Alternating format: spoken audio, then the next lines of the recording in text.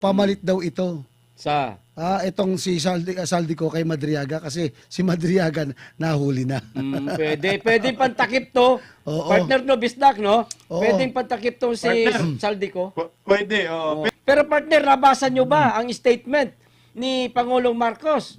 Ha? Yung statement niya sa pagkahuli kay Saldico ni hindi man lamang nagpasalamat sa gobyerno ng Czech Republic. Czech Republic. Parang hindi pa grateful itong mamang ito si Presidente Marcos. Parang hindi siya masaya.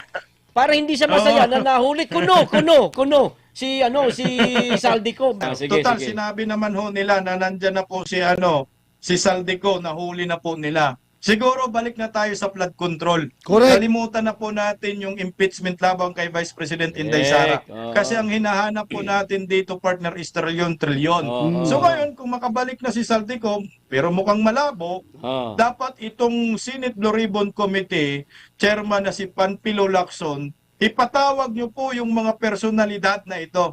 Ipatawag nyo si Saldico, ipatawag nyo yung 18 soldiers, ipatawag mo si Orly Gutisa, ipatawag nyo si Corle Diskaya, Sara Diskaya, ipatawag nyo si Sandro Marcos, ipatawag nyo si Martin Romualdez, ipatawag nyo si Lisa Marcos, isama mo si Martina Aranita diyan sa Senate Blue Ribbon Committee hearing, ipatawag mo si Chavit Singson, ipatawag mo si Baligod, para matapos na ang lahat at matukoy na natin ang mastermind sa flood control. Ex-Congressman Saldico na aresto sa Prague. Ayon ito kay Marcos Jr., mga partner ha. Inanunsyo ni Pangulong Ferdinand Marcos Jr. na naaresto sa Prague, Czech Republic si dating Ako Bicol Party List Representative Saldico. Ayon sa Pangulo, kasalukuyang nasa kustodiya na ng otoridad ng Prague ang dating mambabatas matapos umanong pumasok sa Czech Republic ng walang tamang dokumento. Si Ko ay dating chairman ng House Committee on Appropriation na tumutok sa pambansang budget. Umalis siya ng bansa matapos madawit sa multi-billion pisong flood control scandal at naiulat na nagtatago mula Hulyo 2025. Iniklara siyang fugitive from justice matapos hindi sumailalim sa jurisdiksyon ng Sandigang Bayan na nagpalabas ng warrant of arrest laban sa kanya at 17 iba pang kaugnay ng umano'y irregularidad sa 289.4 milyong proyekto sa Oriental Mindoro. Itinanggi ni Ko ang mga akusasyon at iginiit na ang mga kaso laban sa kanya ay may halong motibong pampolitika. Partner Dan at Partner Bisda. Partner! Ang sabi mo, Partner Era ba? Talagang Ito na. Nahuli na. Nahuli na daw sabi. Naalala ko tuloy, partner, kaya nagtatago daw ito dahil may threat sa kanyang buhay. Yung partner, yung dati kasi kakampi tapos ngayon nagkaroon ng threat sa buhay niya. Alam mo naman kung sino binabangga, di ba? Naalala mo sinabi niya, partner? Naalala ko pero si Bisdak, tanungin natin, baka may naalala pa siyang iba. Partner Bisdak. Anong naalala, partner? Hindi. Kahit dito na lang sa mga sinabi ni Mr. President na naaresto na kuno si Saldico. Alam niyo, partner, ako po ay nagdududa dito sa balitang naaresto si Saldico diyan sa Prague, Czech Republic. Kasi nga ang ating bansa ay pagdating sa alam mo yung mga departamentong may kinalaman dito, partner, no? Sa ang tawag yan, mga kapulisan, NBI, mga ganyang mga departamento, dapat sila yung naunang mag-announce. Pero bakit ang nag-announce yung vlogger nating Pangulo, si Pangulong Bongbong Marcos? Diba ho? Siya ang first hand, nagugulat ako eh. Si Pangulong Bongbong Marcos ba ay siya ang personal na intelligence ng ating bansa? Di ba ho, meron tayong intelligence unit? Correct. Na merong nakakatakot na pondo? Bakit ang Pangulong Bongbong Marcos ang nag-announce. Kasi ganito partner What for example, sasabihin may balitang nasagap ang mga departamento ng gobyerno ng bansang Pilipinas patungkol kay Saldico. Ito sinabi nila na aresto. Diba ang unang bato dito at unang magsasabi kay Bongbong ay yung Department of Foreign Affairs. Dapat ang DFE, kasi international issue po ito Dapat ang Department of Foreign Affairs Secretary ang mag-anunsyo dito patungkol sa pagka-aresto kay Saldico, pero hindi po yun nangyari. Ang unang nag-anunsyo dito ay si Pangulong Bongbong Marcos at hindi video kundi post sa social media. Yun. Post sa kanyang blog. What if partner? What if lang na-hack yung account ni Bongbong Marcos at nanggagaling yung post na yan dyan sa kanyang FB page. Ibig sabihin ba nito, lahat ng mga post na nanggagaling sa FB page ni Bongbong Marcos ay paniwalaan natin? What if mali yun? What if fake news yun? Kasi walang tamang anunsyo, walang formal announcement Dapat dito ang mag-announce yung Department of Foreign Affairs, pagkatapos kukumpirmahin ng National Bureau of Investigation at ng PNP. At bukod riyan, partner, wala silang pinapakita na mga ebidensya na magpapatunay na nakadetend na nga ho itong si Saldico sa Prague, Czech Republic. Simple lang naman ngayon, high-tech na tayo ngayon, may cellphone tayo ngayon Isang picture mo lang yan, isang video mo lang yan, ipapadala mo dito sa gobyerno ng Pilipinas, ipapadala mo sa embahada ng Pilipinas, kung meron man tayong embahada dyan sa Prague, at i-anunsyo, meron yan. Imposibleng wala, at i-anunsyo sa publiko para ma-authentic at kapanipaniwala yung kanilang pasabog na si Saldico ay na-detained na umano sa Prague. Pag sinasabi mong na-detained na, huli na talaga ho ito. Palamang may documentation pero wala silang ipinapakita, walang nakikitang mga Pilipino. Kaya hinahanap natin ito. Na-content ko rin ito kanina. Hinahanap natin ano yung prueba. Madali pong magsalita. Hindi ho po pwede na pag magnegosyo ka, laway puhunan mo, idilaway din yung kikitain mo. Ito, mahalagang usapin ito, international issue na may kinalaman sa lahat ng maraming Pilipino dahil ninakawan tayo ng mga sindikato sa gobyerno ng trilyon-trilyon. Nasaan ang ebidensya nito, partner? Ayun, partner Dan, may dagdag ka pa? Partner, wala na ako dadagdag. Mas maganda siguro, partner, balikan natin. Mas maganda siguro, partner, wala na ako dadagdag dyan. Mas maganda siguro, balikan natin yung video ni Saldico, di ba? Sige, eto, partner, balikan natin ang video ni Saldico noong 2025. Mainit kasi issue na yan tungkol sa sa flood control anomaly. Ipasok natin ang video, mga partner, panoorin natin ulit. Para sa bawat Pilipino, alam ko na buo ang galit ninyo sa akin ngayon. Nauunawaan ko rin kung bakit, lalo na at malaki ang halagang nakataya. Pero bago kayo humusga, hayaan ninyong ipaliwanag ko ang buong katotohanan. Matagal akong hindi nagsalita dahil may direktang utos sa akin. Huwag nang bumalik ng Pilipinas at manahimik na lamang. Umalis ako noong July 19, 2025 para sa aking medical check-up. Nakaplanong bumalik pagkatapos ng SONA ni Pangulo. Pero habang papauwi na ako, tinawagan ako ni dating Speaker Martin Romualdez at sinabihan, "Stay out of the country. You will be well taken care of as instructed by the President." Noon naniniwala pa ako sa kanila, kaya't hindi ako bumalik. Tumikom ang aking bibig, sumunod ako, pero ang hindi ko alam, ang ibig pala nilang sabihin sa aalagaan ka namin ay gagamitin ako bilang panakipbutas sa kanilang kampanya laban sa korupsyon. Ginawa nila akong poster boy ng kanilang sariling kasinungalingan. Ngayon, hindi na ako mananahimik, ilalabas ko ang lahat ng katotohanan. May resibo, may ebidensya, at may pangalan. Sana hindi nila ako mapatay bago ko mailabas ang lahat. Sana po ay hindi nila ako mapatay bago ko mailabas ang lahat. Grabe, partner. Sana hindi nila ako mapatay bago ko mailabas ang lahat. Nailabas niya na ang lahat, partner. Hindi pa lahat, partner. Hindi pa ba lahat yun? Hindi pa. May kulang pa yun, Hindi, ibig sabihin, partner, patikim pa lang yung revelation ni Saldico. Mhm. Ngayon, yung pinakamatinding terminong ginamit niya ron, yung kaya siya umalis doon dito sa dahil may banta sa buhay niya. Mm.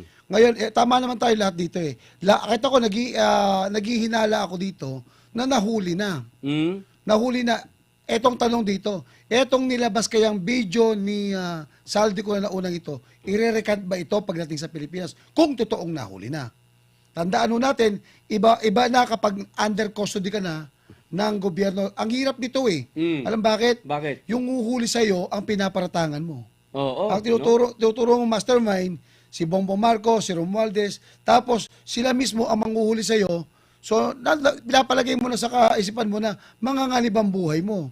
Tanong dito, kung totoong nahuli po si Saldico, bakit wala hong picture? Kasi partner yung kay I remember yung kay Tebes, nung the moment na nahuli, minuto lang partner may lumabas na video agad na inaaresto siya. Di ba?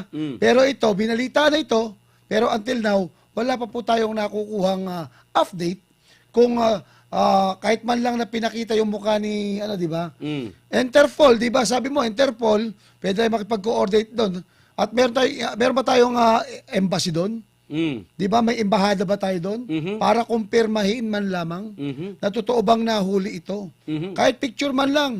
Para masabi natin na hindi double ito, hindi clone ito o ano man ito, di ba? Wala nga pinakita. Pero partner, hayaan niya magbasa. Saglit lang Bisdak partner Bisdak. Basahin ko lang itong isang komento ng ating taga-subaybay na si Lani S. Basta Lani. Ayan, Birada Lenny. Lenny. Sabi niya Lenny, Birada boys, budol yan. Pag may Portuguese passport ka, no need na mag-visa papunta ng Prague. Portuguese passport is a European passport. Ayun!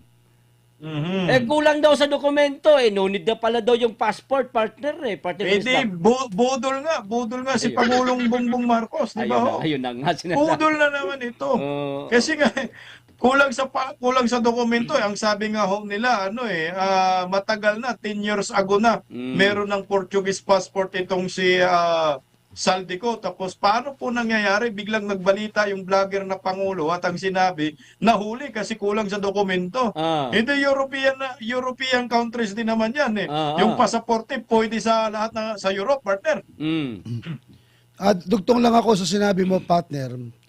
Sinabi nila, di ba, nahuli. Paano kung halimbawa lang, hindi pala totoo.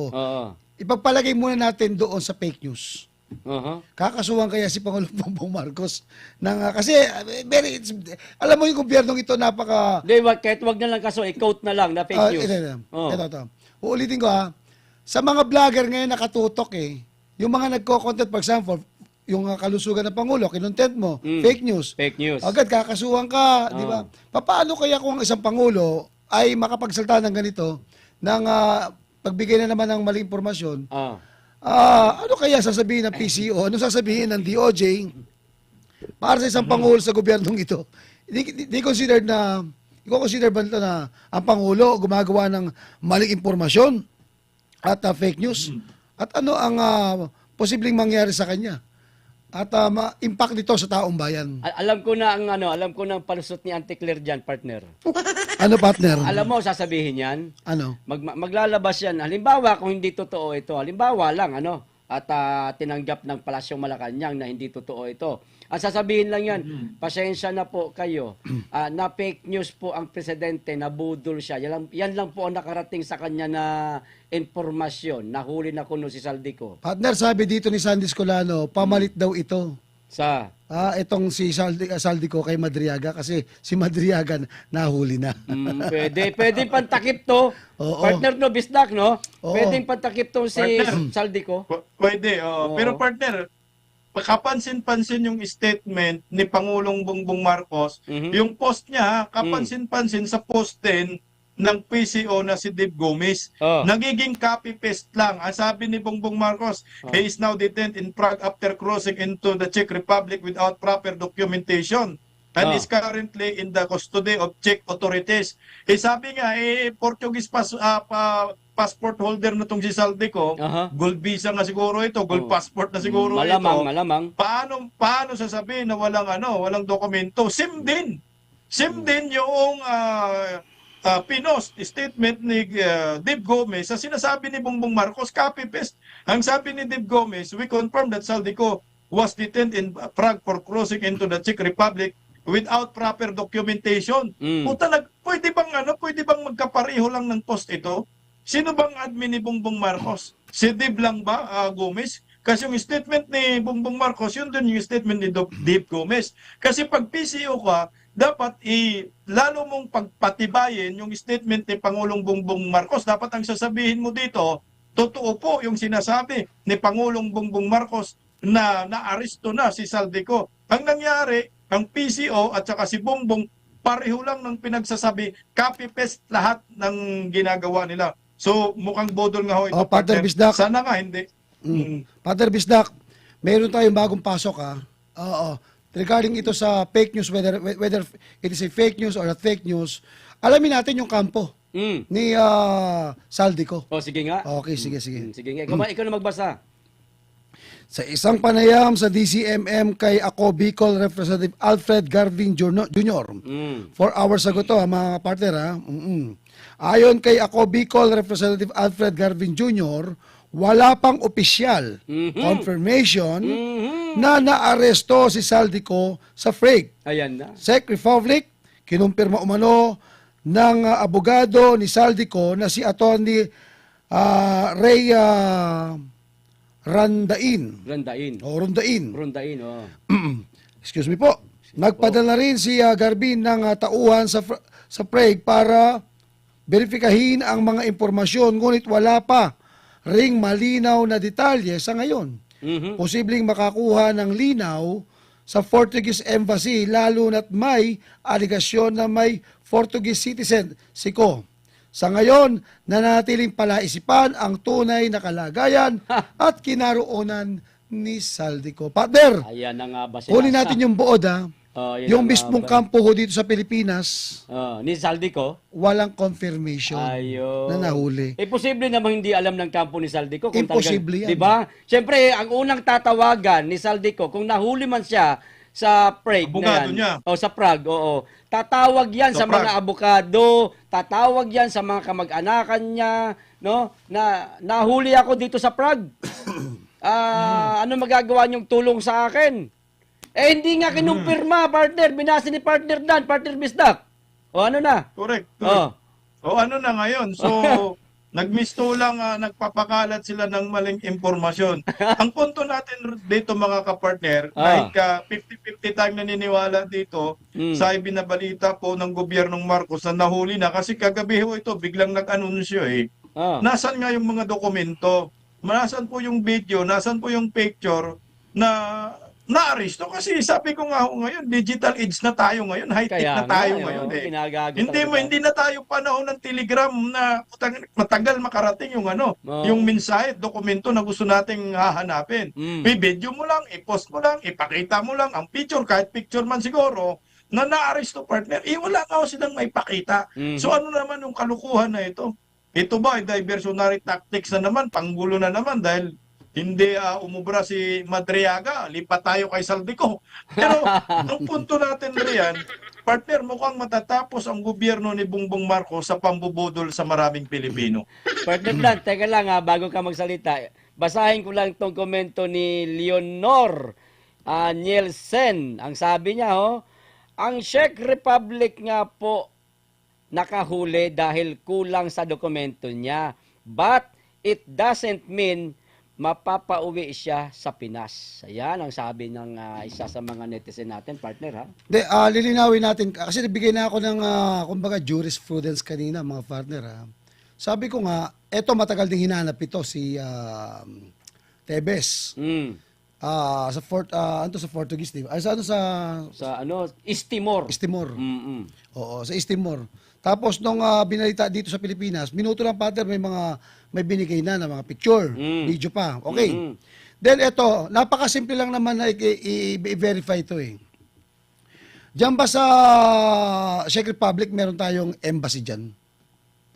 Meron yan. 'Di ba? Meron yan, posibleng wala. Oo. At siyempre kahit papaano yung embassy doon nakipag-coordinate na yan. Unang-una tatawagan yung embassy. Embahada eh. Oh, tapos? Kahit kumuha lang ng patunayan na picture. 'Di ba? Alam nyo, hindi ko sinasabing ito ay totoo. Hindi ko rin sinasabing ito ay hindi totoo. Kami po dito, dahil sa Birada Aguila, issue-based po kami, tanging pwede po namin paniwalaan dito kung ano po yung nakikita po namin. Pasensya na po kay Pangulong Bongbong Marcos kung ang taong bayan po ay wala na pong tiwala sa inyo. Bakit? Kasi may trust issue po sa Trust inyo. issue. Naalala natin, nagbalita ka rin noon at in-interview ka.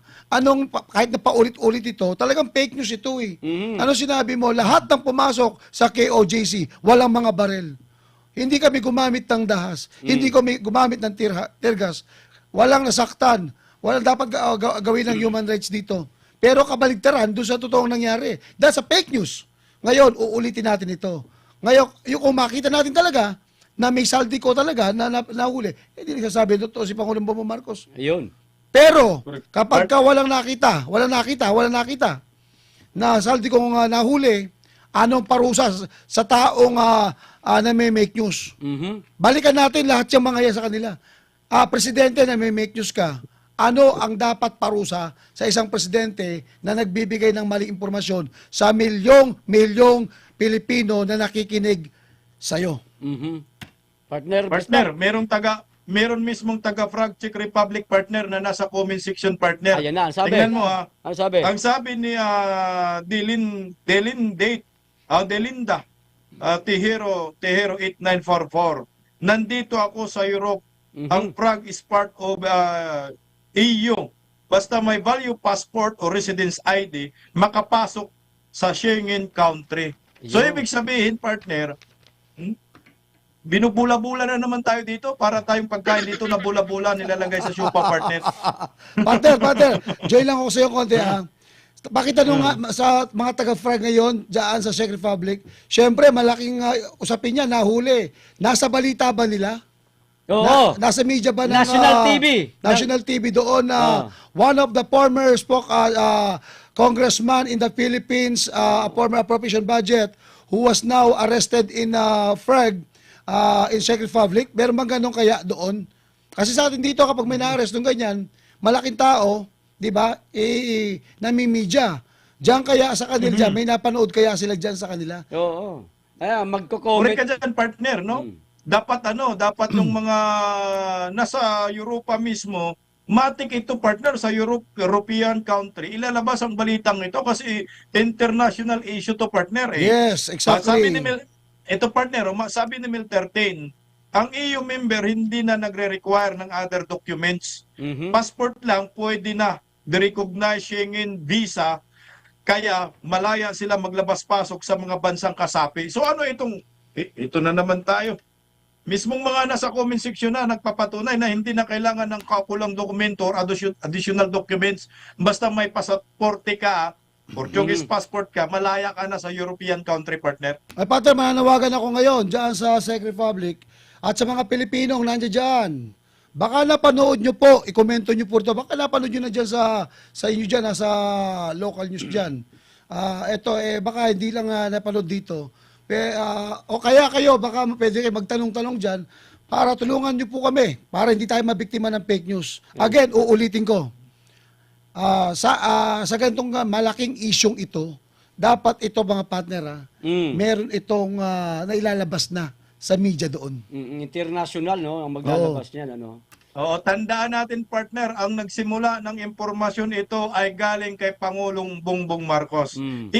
Pwede kayang sakyan natin ito, i-assume natin, partner, na nahuli na si nahuli na si Saldico. Nahuli na. Kunyari na lang, sakyan natin, nahuli na si Saldico. Ano ba ang next gagawin nila? Mapauwi kaya ito sa bansang Pilipinas agad-agad? Ano ang proseso nito? Tandaan po ninyo, wala po tayong tinatawag na, ang tawag dyan yung extradition. Extradition treaty sa bansang Europa, partner, sa mismong kinalalagyan ni Saldico sa Portugal. Wala tayong extradition treaty dyan. Mapauwi kaya nila. Kung passport holder ito, mukhang malabong pakawalan si Saldico ng Czech Republic, partner. Ito partner, dagdag ko ito Ang nagbalita kagabi na na nahuli na si Saldico ang presidente. Kita nyo Kita nyo partner Binalita niya. Etong mama na ito na nahuli na di umano sa Czech Republic, partner, kinanta siya na sangkot siya sa flood control scandal. Ito ang tanong, partner. Sa palagay nyo, Mabubuhay kaya? sa palagay nyo, magkukumahog kaya na makabalik si Saldico sa bansa, gayong maaari itong humarap sa lahat ng investigasyon at ituro siya ulit kasama ang 18 ex-marines. Sige nga. Ayan na, partner. Mukhang malabo yan na makauwing buhay itong si Saldico, partner. Kaya nga nagbibideo na siya kasi alam niya magugurgur siya at sindikato yung pinasok niya. At partner, di ba?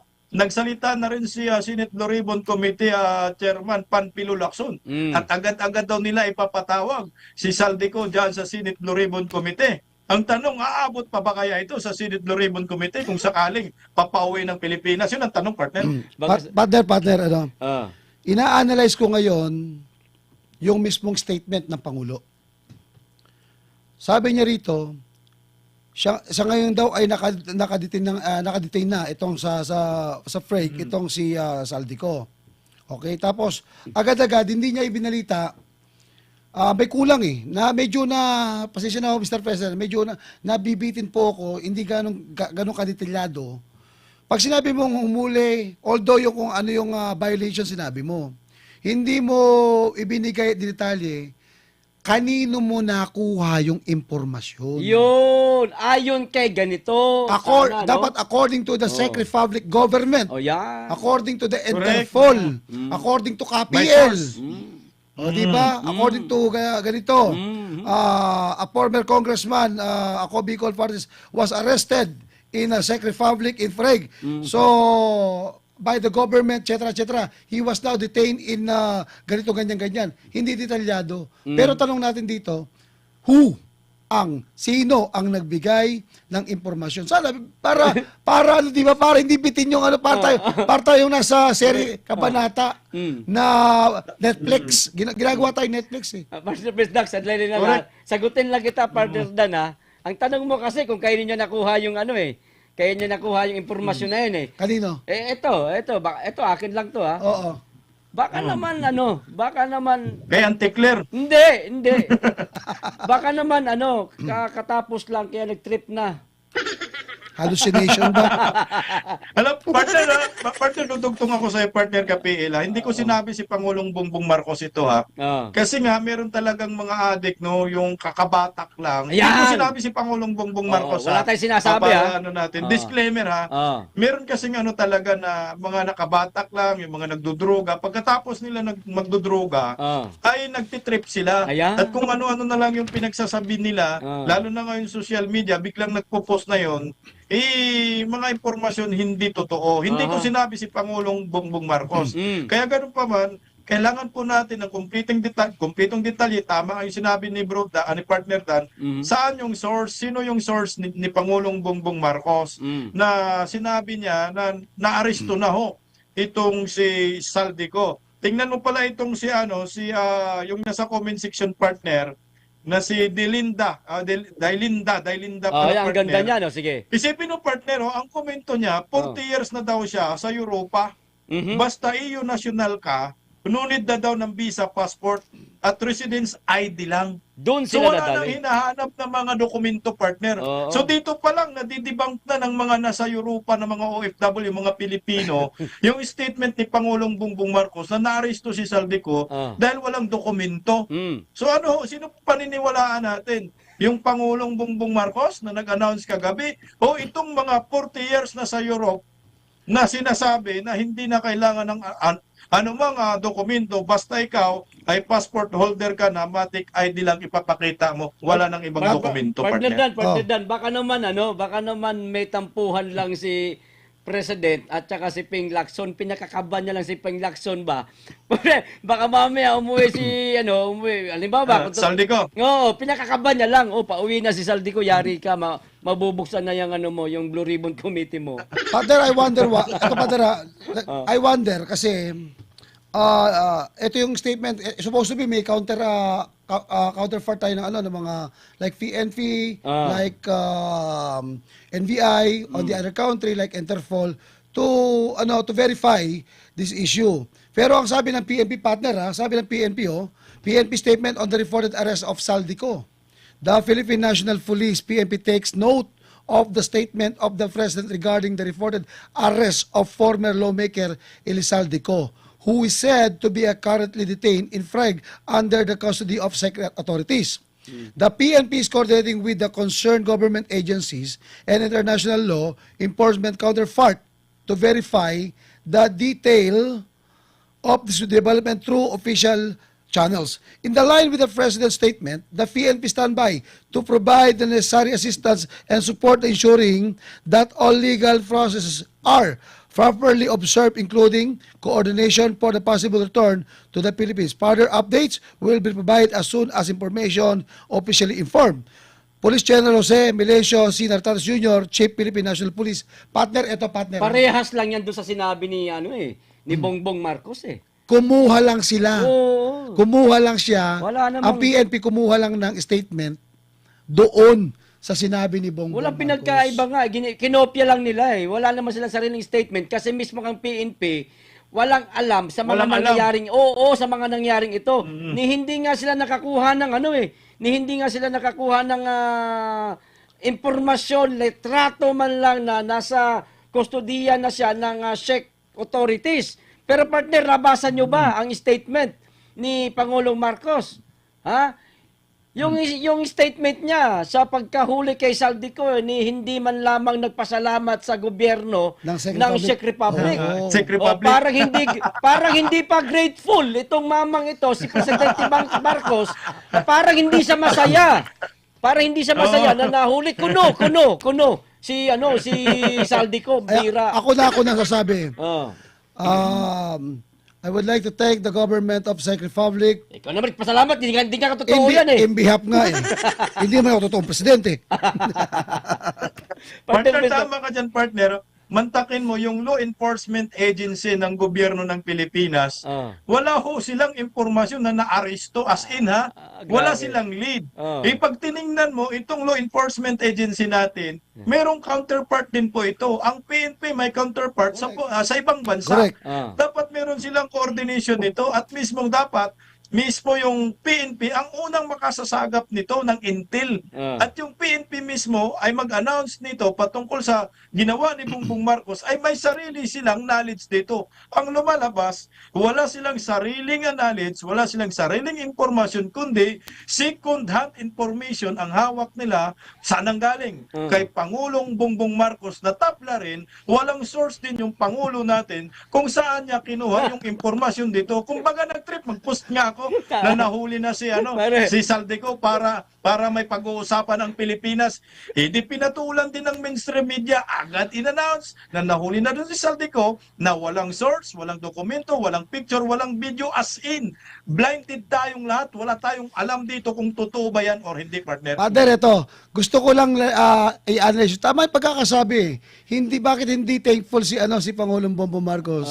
Dahil nagtatrabaho sila si Pangulong Bongbong Marcos, yung mga kapulisan, sa kakahanap dito kay Saldico. Tapos ang makakahuli taga Czech Republic, hindi man lang magpasalamat na, mga unggoy, salamat, hinuli nyo yan dahil, di ba, parang sinasabi niya na no choice na tayo, nahuli na to. Siguro, ako, sinasabi, ipagpalagay natin nahuli. Halimbawa lang, ipagpalagay natin nahuli. At mayroong information na bumato, nakuha niya. Siguro, inunahan ni Pangulong Bongbong Marcos ito, na nahuli na. Para masabi lang na kami po ay naghahagilap para i-credit sa kanya. Ginagawa. Oo. Ako yung tingin ko para i-credit sa kanya kung halimbawa ngang nahuli. Isa pa partner na napansin ko. Kung talagang totoong nahuli si Saldico, unang mag-iingay. Kaninang umaga pa lang siguro, pagising pa lang natin, baka tapos na nakapag-briefing si Auntie Claire Oh. Correct. Baka tapos na siya, Sino na siya po? si Auntie Claire, baka tapos na siya nakapag-press briefing at ipagmabayabang, nahuli nahuli ba talaga natin hindi man lang, halimbawa, nahuli. Hindi nga otoridad ng Pilipinas ang nakahuli. Di ba? Kundi ang bansang Czech Republic, hindi po nahuli. At i-clear lang natin mga partners, mga nanonood natin ha.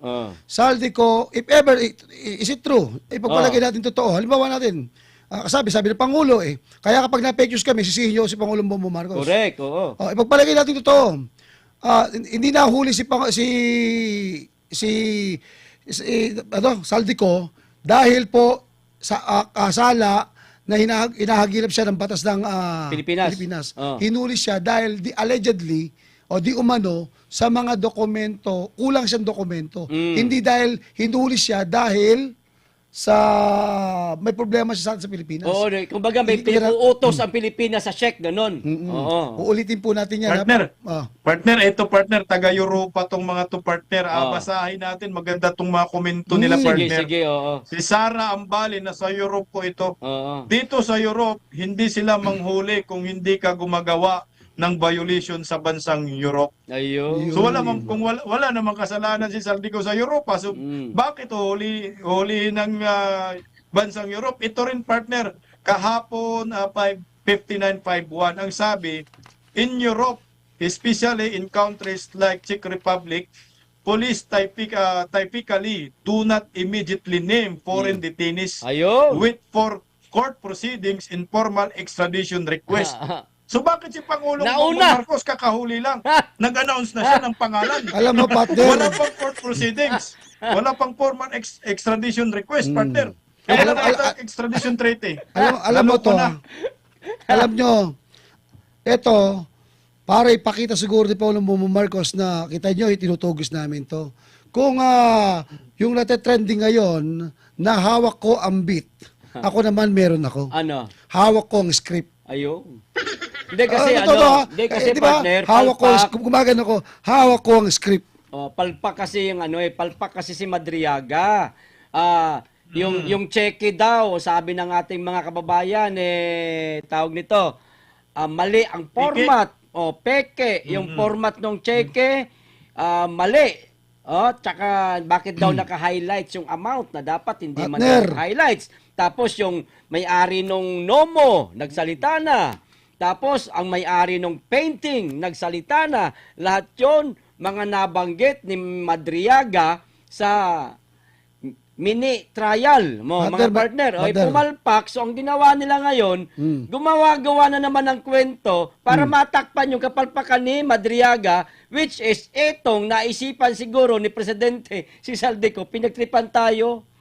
Partner, dagdag kulang ito ha. Walang verified source, no? Nag-announce. Dagdag ko lang ito. Taga Pampanga ako. Libot ko ang buong Pampanga. Alam ko kung alin dyan ang may mga lugar na may mga mall. Kasi doon sa mga nabanggit mo rin si Madriaga, partner ha. Ang sabi niya ron, may mall daw sa Lubao Naku po, diyan ka magigisa. Isa pa yan. Ayan, Lubao, Santa Rita, Florida Blanca, walang mga mall yan. Tandaan nyo, Mexico, part ng SM, San Fernando, pwede. Mabalakat, may mall. Pero ang Lubao, walang mall. Sige, balik na tayo doon, partner. Partner, sino ba yung Partner. Sige. Partner, ito maganda, taga-Europe din, partner. Kailangan basahin natin to partner, dahil taga-Europe nandito sa Berada Aguila, partner. Yan. Ang sabi ni Lucy Teribol, 9987, I'm here also in Europe. At totoo po yung sinasabi ng ating kababayan dyan, kasi pag nandito kayo at may European passport ka, wala nang kailangan other documents sa lahat ng European countries. Paano to, partner? Mismong nandun na, mga Pilipino na sa Europe ang nagsasabi, partner. Hindi yung Pilipinong nandyan sa Malacanang na nagtitrip, biglang nag-post, walang verified information at source, partner. At pinalita rin ng mainstream media, partner. Ayun. Ganito na lang mga partner, para lubayan na natin yung mga sinasabi ni Mr. President. Partner Danchan, partner Bisdak, pwede kayong humingi ng kapirasong pahayag, magbigay ng kapirasong pahayag pala kay Mr. President. Sige nga. Ako, magbibigay lang ako ng, ito ha. Sige, maganda to. Palupitan ha. Palupitan na may konting tigas. To our excellency. Ay, hindi. Wag na masyadong Teka, malupit eh. Magalang. Boy, formal natin. Oh, sige, magalang. Formal. Oh, sige. To the excellency, President Ferdinand Romualdez Marcos. Ala. Sir, pwede ho ba makahingi ng picture?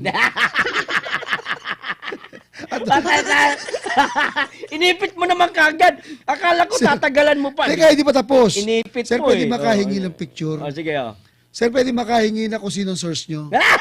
Kasi may kilala akong ganyan eh. Inipit lang inipit sa source eh. Tapos sinabi fake news eh. Di ba? Ito, Pangulo to. Sir, pwede ba namin malaman kung sino po yung inyo pong source? Para naman, hindi masabing fake news po kayo. Oo, Mahal namin po kasi kayo eh. Ayan na. Artemis na ko. Partner, ito partner meron kasing nagkomento ang sabi, no, meron daw, pag nahuli daw kung totoo daw nahuli, si Saldico diyan sa Czech Republic ay makakauwi daw ng Pilipinas dahil meron daw extradition treaty. Itatama lang po natin yung nagkomento. Si Ruchi Janit, nag-research po ako ito wala pong extradition treaty ang Pilipinas sa Czech Republic. Ayun. Yan po ang totoo. Mhm. So ibig sabihin, ito ayon sa pinakahuling ulat, kinumpirma mismo ng pamahalaan ng Pilipinas na wala silang extradition treaty sa Czech Republic. Mhm. Kaya kailangan pang gumamit ng ibang legal na paraan para maibalik ang isang taong hinahanap ng batas. Yun. So ano nga yung ibig sabihin nito? Karaniwan kailangan ng extradition treaty bago maibalik ang isang suspect mula sa ibang bansa. Kung walang treaty, pwede pa rin maibalik ang isang tao sa pamamagitan ng deportation. Halimbawa, kung illegal ang pananatili sa bansa. Hindi man ang illegal ang pananatili ni Saldico kasi passport holder man siya. Oo nga eh. Tama ba? Ito, pangalawa, mutual cooperation o special arrangement ng dalawang gobyerno. Ang tanong, papayag ba ang Czech Republic sa mga arrangement na gusto ng Pilipinas? Dadaan ito sa butas ng karayong partner bago nila mapauwi si Saldico kung sakaling nahuli kasi wala tayong extradition treaty. Tandaan po ninyo, ang Czech Republic hindi po luluhod sa Pilipinas, partner. Partner, meron lang ako ikaklaro dito. Pag sinabi mo kasing Czech Republic is part of Europe, right? Tama po ba ako? At pag sinabi mong Europe, The Hague is part of Europe, right? Sila, Tama ba ako? Okay. Pag sinabi mo kasi niya na Europa ay walang extradition treaty, di ba? Walang extradition. Ipapasok ko lang ito. Pwede bang gawin yung ginawa kay Tatay Digong ni Bongbong Marcos na dinaan sa Interpol and the Interpol arrested Saldico kung totoo?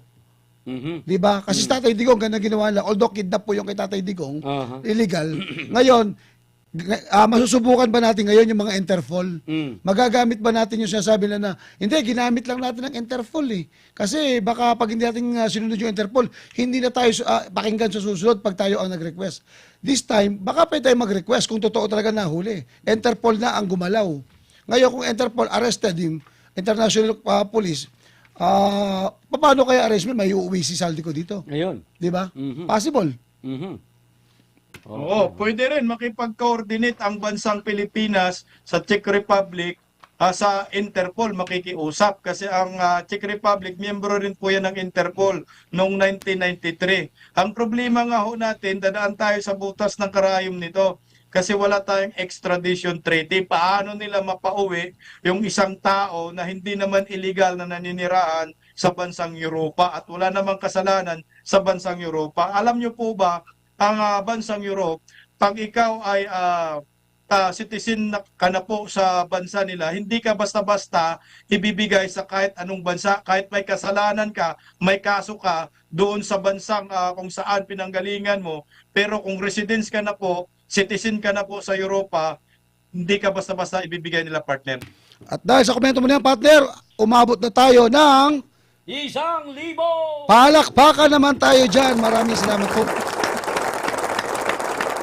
Ayan, partner. Wala na ba kayo may dadagdag sa mga sinabi ng ating presidenteng magaling?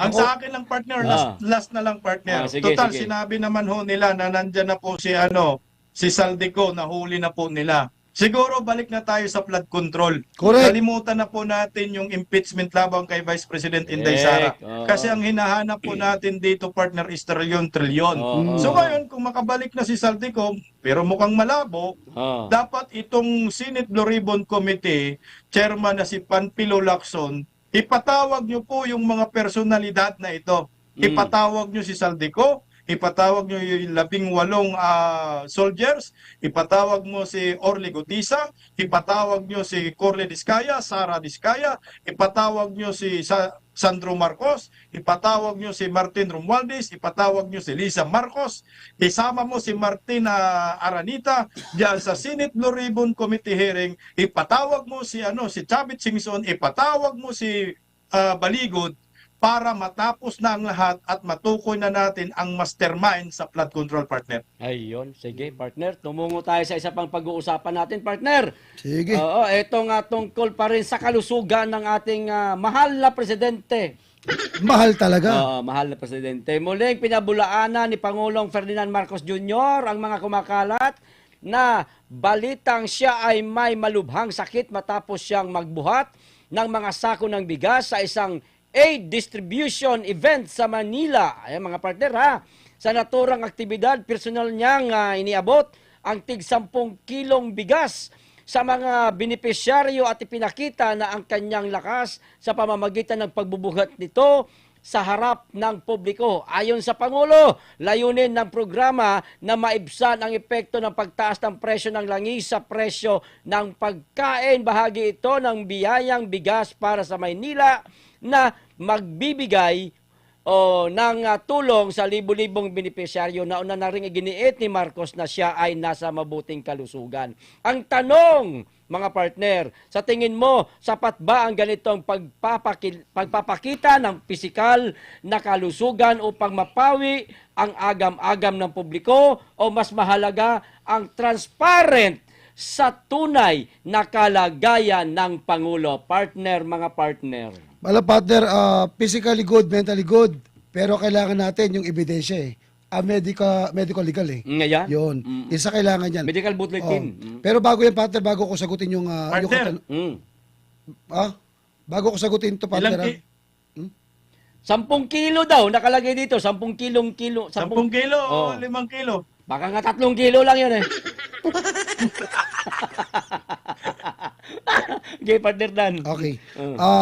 Una, may nakita kasi akong pinost din ng Malacanang, meron silang anti-EPAL bill. Yung anti-EPAL. Yung sinabi ng DILG. Oh, yung EPAL, bawal na pa EPAL. Alam mo, itong ginagawa mong ito. EPAL pa rin eh. EPAL ito. EPAL to eh. Okay. Nakita niya raw, nagpapakita siya, nagbubuhat siya. Three birds in one stone eh. Una, promotion sa sarili nila. Pangalawa, pinapakita niya, good health siya, ginaganyan siya. Di ba? At ito nakita ko dito.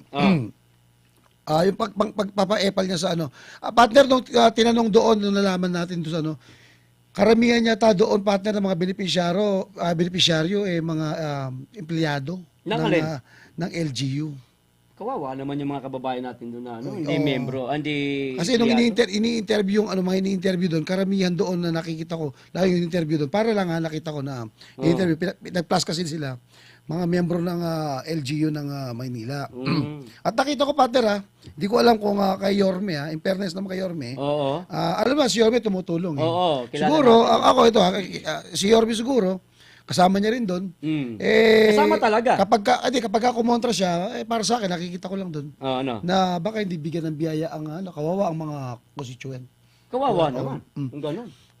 Ngayon, yung tanong mo dito, kung sapat na ba yung magpapakita yung ni Bongbong Marcos? Hindi. Pagpabuhat ng sariling bangko to, hindi bigas eh. Binubuhat mo yung sarili mong bangko.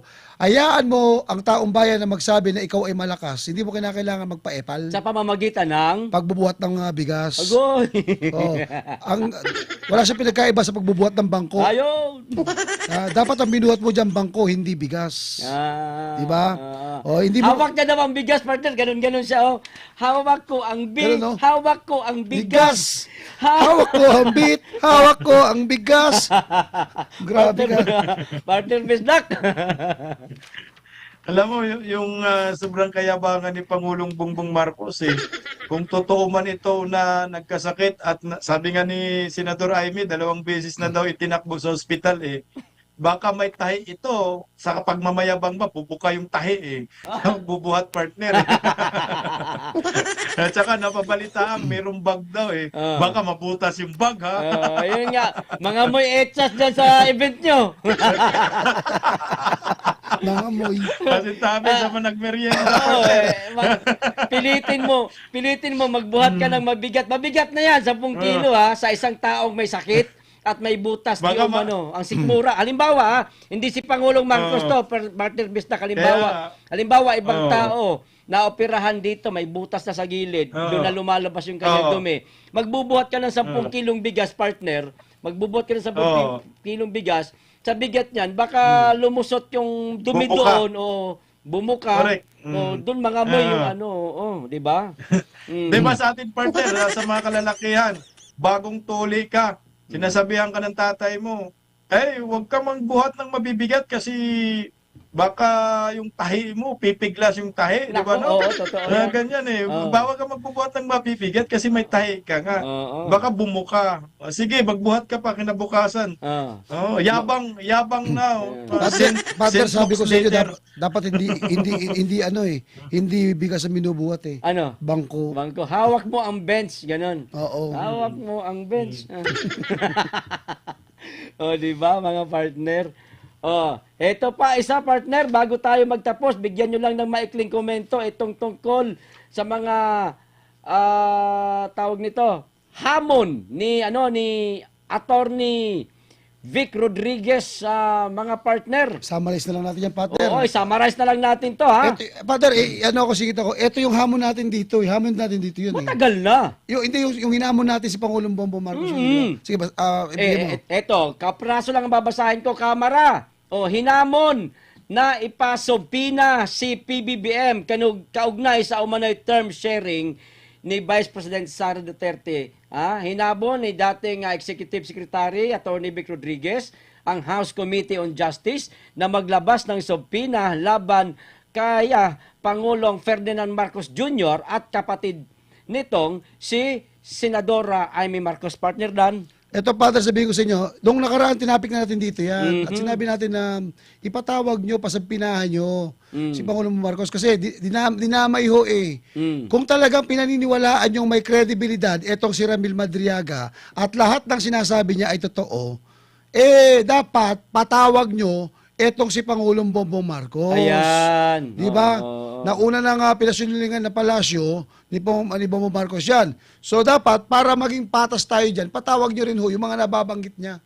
Kung sino-sino mga pinapatawag nyo, COA, SALN, Ombudsman, basta binanggit ho dyan ni Madriaga, pinaniniwalaan ninyo.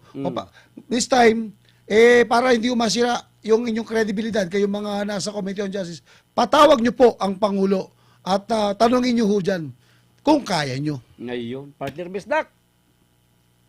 Naman dyan, partner, pumunta si Bongbong Marcos dyan sa Committee on Justice at sabihin niya, patunayan niya yung sinasabi ni Madriaga para magkaalaman, partner.